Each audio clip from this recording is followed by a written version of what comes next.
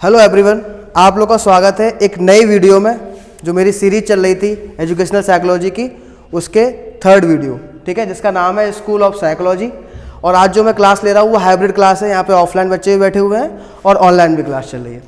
चलिए शुरू करते हैं। और इसके बाद जो अगली वाली क्लास आएगी स्कूल ऑफ साइकोलॉजी में संरचनावाद से लेकर प्रकारवाद और हार्मिकवाद, ये सब बाद मैंने आपको इस लेक्चर में पढ़ाऊंगा। और इसके बाद का जो लेक्चर होगा वो होगा साइको एनालिसिस यानी कि मनोविश्लेषणवाद। ठीक है, चलिए शुरू करते हैं हम लोग मनोविज्ञान के स्कूल ऑफ साइकोलॉजी, जिसमें पहला वाद, मोस्ट इंपॉर्टेंट वाद है स्ट्रक्चरलिज्म, कहते हैं संरचनावाद। यहीं से एक आधुनिक मनोविज्ञान की उत्पत्ति या जन्म हुआ है, जिसके प्रवर्तक थे या कह सकते हैं जिसके जनक कहे जाते हैं विलियम वुंट। 1832 इनका बर्थ ईयर था, 1920 में इनकी डेथ हुई।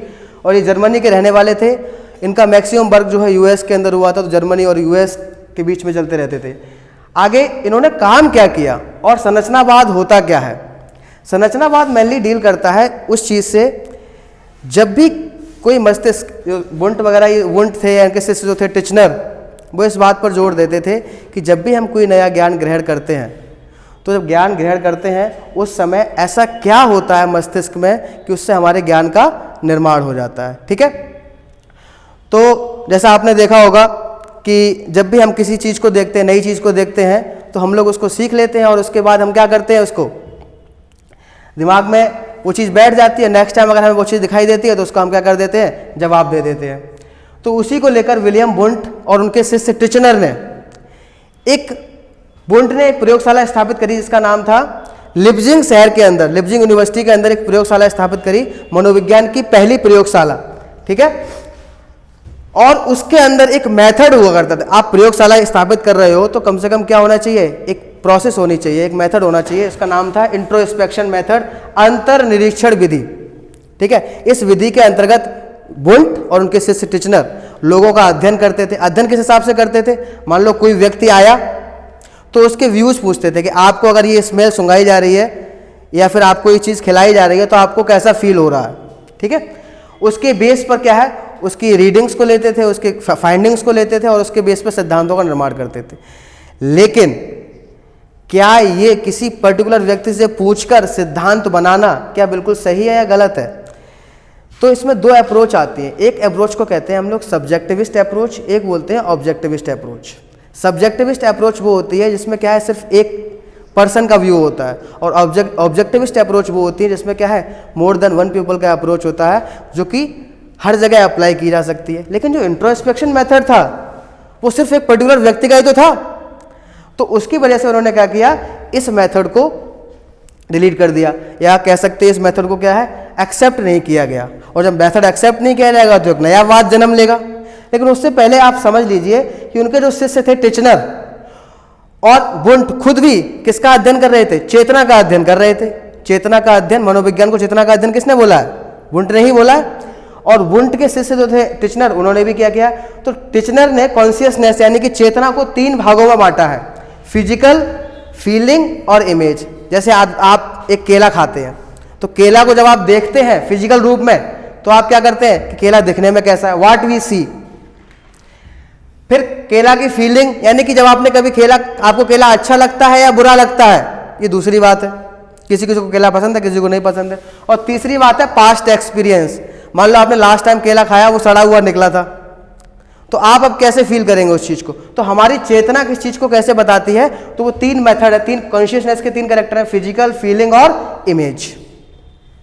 ठीक है, तो संरचनावाद चूंकि सब्जेक्टिविस्ट अप्रोच पे था तो इसलिए ये क्या हो गया, रिजेक्ट हो गया। और रिजेक्ट होने के बाद एक नया वाद जन्म लेता है जिसका नाम है प्रकारवाद। प्रकारवाद के जनक कौन है, विलियम जेम्स है। विलियम जेम्स का बर्थ ईयर 1842 और 1910 में इनकी डेथ हुई थी। अब होता क्या है कि दुनिया के अंदर अगर साइकोलॉजी की अगर बात होगी तो सबसे फेमस जो संस्था है वो है APA, अमेरिकन साइकोलॉजिकल एसोसिएशन। और उस APA के तीसरे अध्यक्ष, यहाँ पे आपको जब आप वेबसाइट पे जाओगे APA के, तो APA की वेबसाइट पे आपको अध्यक्षों के नाम लिखे होंगे। तो उन अध्यक्षों में जो सबसे पहले अध्यक्ष थे वो थे स्टैनले हॉल, और दूसरे अध्यक्ष थे लैड, और तीसरे अध्यक्ष थे आपके William James. William James APA के तीसरे अध्यक्ष थे और विलियम जेम्स को ही क्या कहा जाता है? फादर ऑफ अमेरिकन साइकोलॉजी, और फादर ऑफ अमेरिकन साइकोलॉजी कहा जाता है, और कुछ किताबें उसको फादर ऑफ साइकोलॉजी भी कह देते हैं। लेकिन जो मेन काम किया था वो किसने किया था? वुंट ने। जो शुरुआत करी थी साइकोलॉजी की जर्मनी के अंदर, वो किसने करी थी? वुंट ने करी थी। और इसलिए अच्छी किताबें कभी कभी वुंट को लिखती हैं। अगर वुंट ऑप्शन में नहीं होता तो आप किसको लगाएंगे? जेम्स को लगाएंगे, ऑब्वियस सी बात है। और अगर बात करी जाए एपीए, तो एपीए एक इतनी बड़ी संस्था है, अमेरिकन साइकोलॉजिकल एसोसिएशन, तो उसके मैं आपको कुछ अध्यक्षों के नाम बताता हूं। आपने स्टैनले हॉल का नाम सुन लिया, विलियम जेम्स का नाम सुन लिया, J M Cattell, E L Thorndike, John Dewey, J B Watson, Thurstone, Hull, Tolman, Allport, Carl Rogers, Guilford, Kohler, Bruner, Bandura, ये सब इसके क्या रहे हैं? कभी ना कभी अध्यक्ष रहे हैं। तो इसका मतलब मेजॉरिटी ऑफ साइकोलॉजिस्ट एपीए से जुड़े हुए हैं। तो एपीए की एक अपनी ब्रांड वैल्यू है, एपीए की वैल्यू है। जो अभी जॉनी डेप अम्बर हर्ड का केस हुआ था, उस केस में भी एपीए के कुछ लोग आए थे जजमेंट उसको एनालाइज करने के लिए, स्टडी करने के लिए अम्बर हर्ड की, कि वो वास्तव में उसने इसके ऊपर डोमेस्टिक एब्यूज का केस लगाया था जॉनी डेप ने उसके ऊपर, क्या वो सही है कि नहीं है।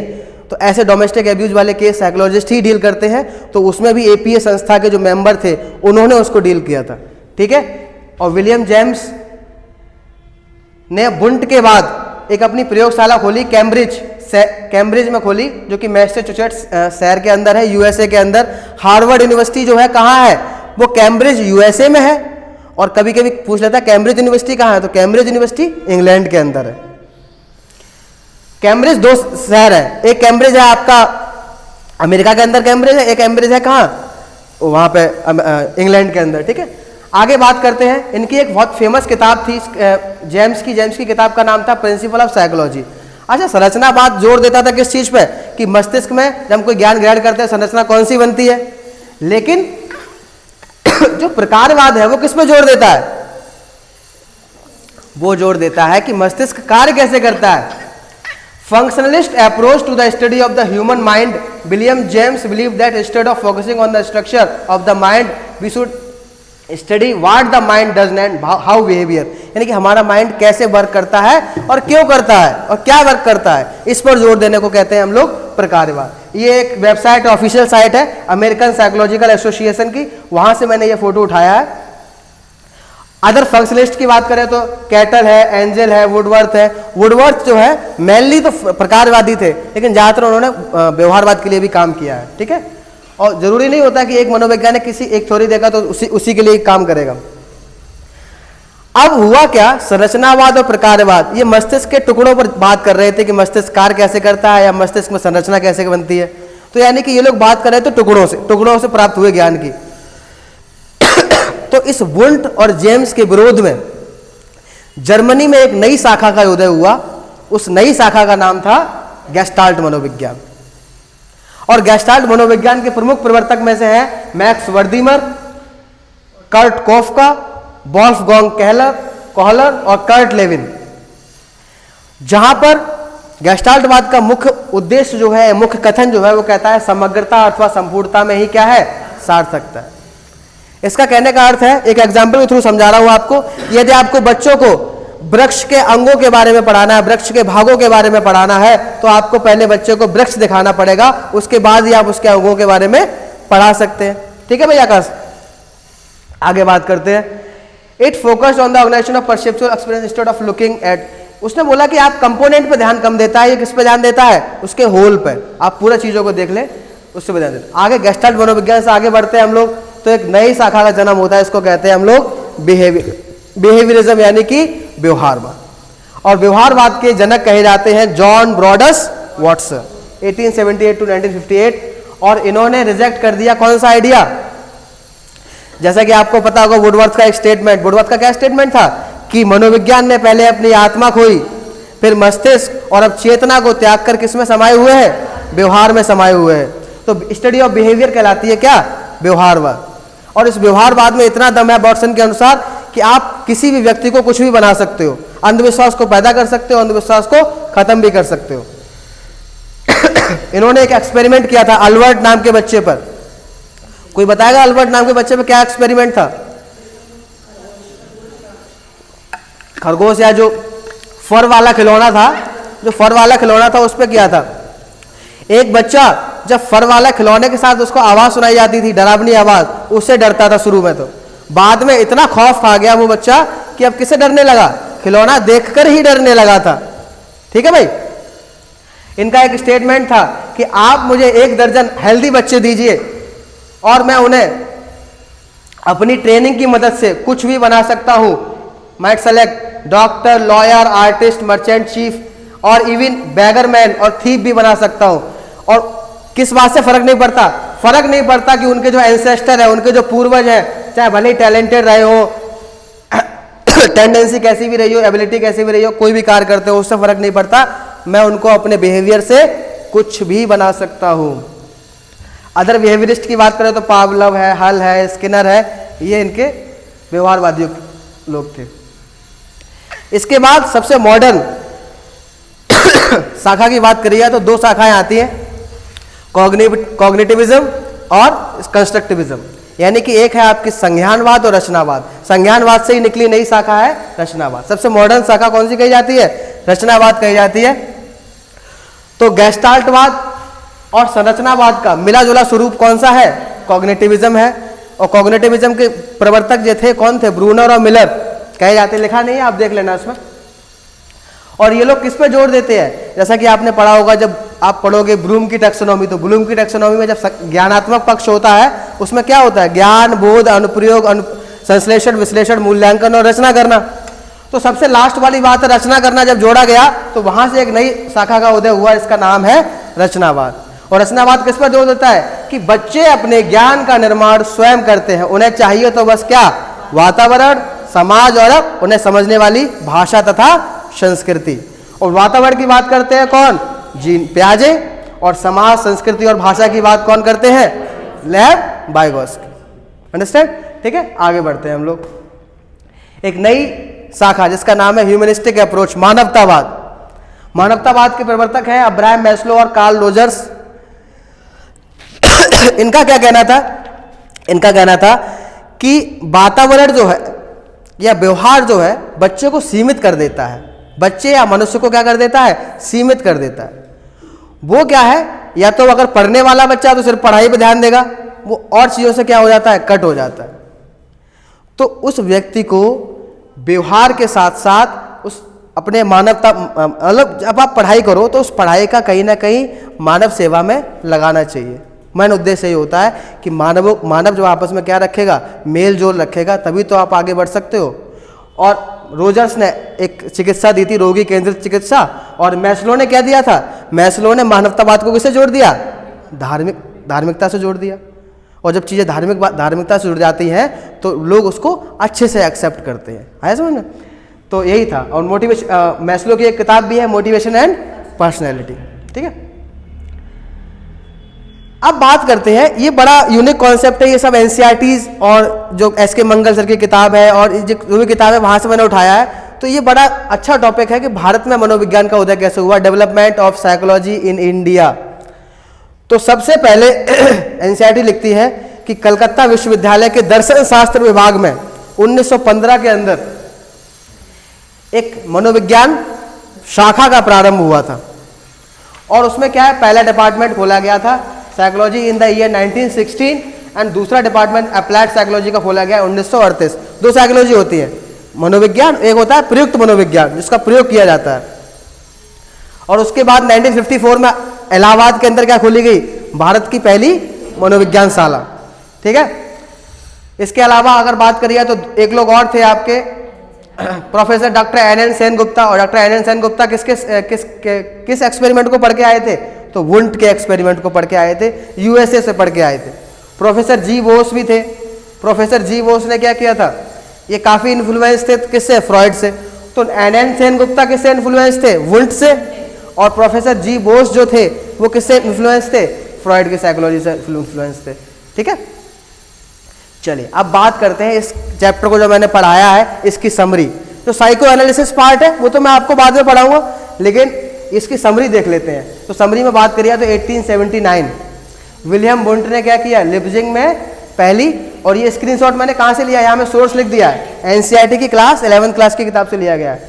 विलियम वुंड, लिप्जिग में जर्मनी प्रयोगशाला खोली। William James, principle of psychology किताब लिखी। और 1900 में सिगमंड फ्रॉइड ने क्या दिया, मनोविश्लेषणवाद दिया, जो कि अगली क्लास आपकी होगी, उसी में पढ़ाया जाएगा। पावलव ने नोबेल पुरस्कार मिला था 1904 में। विनय साइमन ने क्या किया था, बुद्धि परीक्षण किया था। 1912 में जर्मनी में क्या हुआ था, गेस्टाल्टवाद का उदय हुआ था। 1916 कलकत्ता में प्रोफेसर एन सेन गुप्ता की मदद से क्या बोला। 1952 में इंडियन साइंस कांग्रेस में मनोविज्ञान को शामिल किया गया। पहली बार किसी ने एक्नॉलेज किया था कि मनोविज्ञान भी कोई चीज होती है। आगे बात करी जाए तो वॉटसन ने व्यवहारवाद पुस्तक लिखी। एन सेन गुप्ता और राधा कमल मुखर्जी ने एक किताब लिखी, लंदन, एलन और अनविन। इसके अलावा 1951 में मानवतावादी मनोवैज्ञानिक कार्ल रोजर्स ने रोगी केंद्रित चिकित्सा प्रकाशित की। बीएफ स्किनर ने साइंस एंड ह्यूमन बिहेवियर किताब लिखी। 1954 में अब्राहम मैस्लो ने मोटिवेशन एंड पर्सनैलिटी लिखी। 1954 में ही इलाहाबाद में मनोविज्ञान की स्थापना हुई। 1955 में निमहैंस बना, national institute of mental health and neuro science, Bangalore में बना हुआ यह है। 1962 में रांची में हॉस्पिटल फॉर मेंटल डिसीज खोला गया। इसके अलावा 1989 में national academy of psychology NAOP Delhi में खोली गई। इसके अलावा गुड़गांव में मेन काम हुआ 1997 में, गुड़गांव में नेशनल ब्रेन रिसर्च सेंटर खोला गया। ठीक है, तो ये चीजें पूरी। इसके अलावा जो अगला वीडियो मेरा आएगा वो किस पे आएगा, साइको एनालिसिस, जहां पे आपको लिबिडो वगैरह के बारे में पढ़ाया जाएगा सिगमंड फ्रॉइड की क्लास से। और मेरे ये जो ऑफलाइन बैचेस चल रहे हैं जहां मैं रहता हूं वहां पर, और अगर आप लोग को ऑफलाइन बैच लेना हो तो उसके लिए क्या है, आप गूगल मीट या मैं जूम क्लास के माध्यम से भी ऑनलाइन क्लास लूंगा, तो उनसे आप ले सकते हो। ठीक है, इसके अलावा मेरी एक सीरीज जो चल रही है, इसमें मैंने पहला और दूसरा लेक्चर तो डाल दिया था, तीसरा मैं आज डाल रहा हूँ पार्ट 1, और पार्ट 2 जो होगा वो अगली बार आएगा। उसके बाद हम डालेंगे method of educational psychology, NCERT based है सारा का सारा। आगे बात करी जाए तो मेरे कुछ वीडियो एग्जाम स्ट्रेटजी को लेके पड़े हुए हैं कि एग्जाम को कैसे क्वालिफाई किया जाए। इसके अलावा एक सीरीज हमारी चल रही है प्रीवियस ईयर पेपर की चल रही है, जहाँ पे हमने सीटेट का पेपर डाल रखा है, असिस्टेंट प्रोफेसर का डाल रखा है, सीटेट पेपर 1 पेपर 2 डाल रखा है। ठीक है, और ये मेरा चैनल है, आप इसको सब्सक्राइब लाइक जो भी करना चाहे वो कर सकते हैं। ठीक है, थैंक यू।